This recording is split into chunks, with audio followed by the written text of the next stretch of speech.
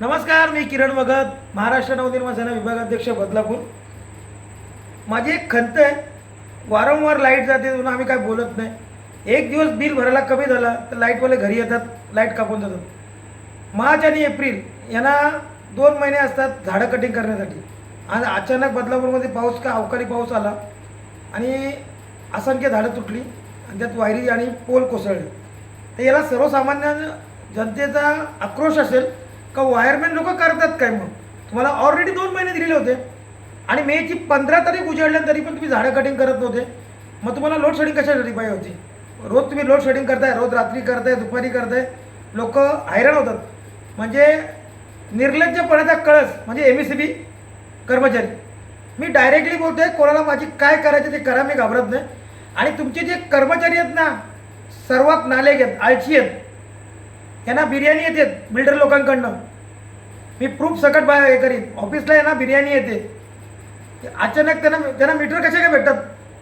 आणि सर्वसामान्य लोकांना मीटर भेटण्यासाठी 2-2 महिने थांबायला लागतात.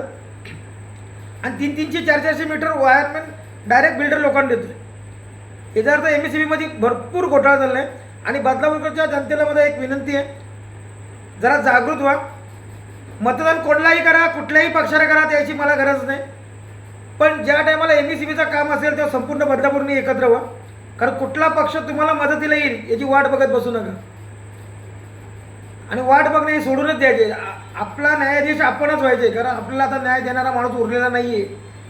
बदलापूरच्या जनतेने आता न्यायाधीश होऊन बसायचे. आणि आता MSCBच्या मागं जर आजपासून जर MSCBवाले 1 दिवस किंवा 2 दिवस झाले बिल कमी भरलेलं नसेल आणि जर मीटर काढला आला तर सरळ त्याच्या कानाखाली मारा. जर आम्ही 4 तासचा अंधारात बसतो ते तुम्हाला चालतो आणि तुम्हाला 2 तास तुम्ही 2 तास जर 2 दिवस जर आम्ही बिल भरायला कमी केलं तर तुम्ही मीटर कापायला येतं. आणि तुमची आवेरावरची भाषा असते. आणि अचानक आज पाऊस 10-15 मिनटं पाऊस पडला आहे आणि अचानक सगळे झाडं कोसळली, पोलच्या वायरी कोसळ. मग तुम्ही एवढे दिवस झाडं का नाही कटिंग केली? म्हणजे तुम्ही निर्लज्ज आहेत. तुम्हाला लवकरच या 20 तारखेनंतर तुमचा समाचार घ्यायला किरण भगत MSCB ऑफिसला येतो. जय हिंद, जय महाराष्ट्र.